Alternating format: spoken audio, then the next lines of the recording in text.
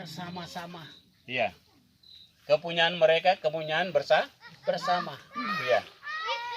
Itulah hidup, cara hidup jemaat mula-mula. Iya. Jemaat yang mengalami pencurahan Roh Kudus. Jemaat yang mengalami kuasa Allah dalam hidup mereka. Iya. Kalau kamu menerima kuasa, kalau Roh Kudus itu turun.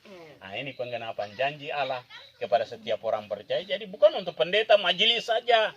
Ya, janji itu kepada semua orang. Karena itu marilah kita pegang janji Tuhan itu. Dan katakan kepada Tuhan, bahwa Tuhan, aku merindukan janjimu itu Tuhan. Aku mau mengalami kuasa Tuhan dalam hidupku.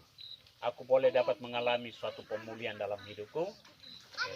Tuhan katakan kalau Roh Kudus itu turun ke atas kamu, dialah yang akan mengubahkan. Dialah yang akan memampukan kamu. Dialah yang akan menerjemahkan kuasa Allah yang dari sorga ke dalam diri kamu. Dialah yang akan mengerjakan karya Allah dari sorga di dalam diri kamu. Dialah yang akan menerjemahkan pengetahuan sorga di dalam diri kamu. Dialah yang akan menerjemahkan segala sesuatu di dalam diri kamu. Oleh Roh Kudus lah. Karena itu janji itu kepada kamu. Berdoa, hidup selalu tekun, ya. Selalu berdoa, bersekutu bersama-sama kepada Tuhan, dan cara hidup jemaat mula-mula, ya. Tidak ada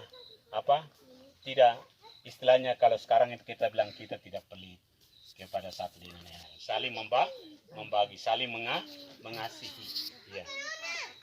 Menolong satu dengan yang lain. Dengan cara yang seperti itu kita bangun dalam hidup kita. Kita menjadi gambaran orang yang sudah mengalami pencurahan Roh Kudus di dalam hidupnya. Jadi kalau kekristenan kita tidak mengalami pencurahan Roh Kudus dalam hidup kita, kekristenan kita itu akan menjadi sia-sia.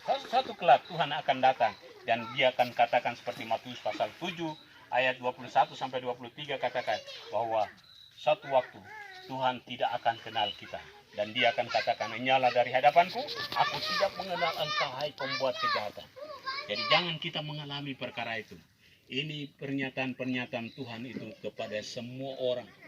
Dia penginjil besar, hebat, luar biasakah? Dia manusia biasakah? Dia apakah? Pengusaha konglomeratan segala macam. Dia presidenkah, perdana menteri kah? Dia apakah dia gubernurkah? Semua orang di mata Tuhan semua sama, penilaiannya sama. Hanya orang yang melakukan kehendak Bapakku yang di surga lah yang akan masuk ke dalam surga. Iya. Bukan karena dia hebat, bukan karena dia mampu, bukan karena dia punya nama, bukan karena dia punya pangkat dan kedudukan yang akan masuk surga, tapi hanya satu perkara yang menjamin manusia itu masuk surga adalah melakukan kehendak Bapa di surga. Untuk melakukan kehendak Bapa di surga yang tadi harus mengalami pencurahan Roh Kudus. Karena Roh Kuduslah yang bisa dapat menerjemahkan kehendak Allah di dalam kehidupan manusia. Amin. Amin. Haleluya, amin. Tuhan Yesus berkati.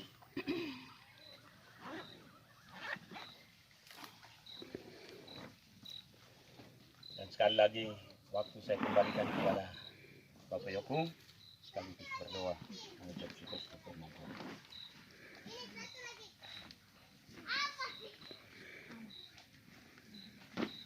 Baik, terima kasih buat firman-Nya.